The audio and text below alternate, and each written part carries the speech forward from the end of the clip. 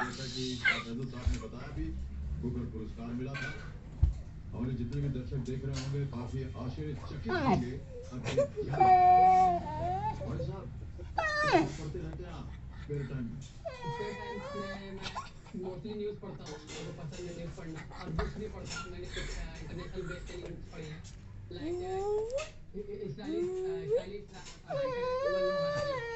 उनकी बुक है शिनू डर गया। चैंपियंस है ब्रेक तो वो बुक से मैं देखता आ रहा हूँ। और इवन मैं ये सोचता हूँ वो बुक में भी शामिल कर देना चाहिए हर स्कूल में।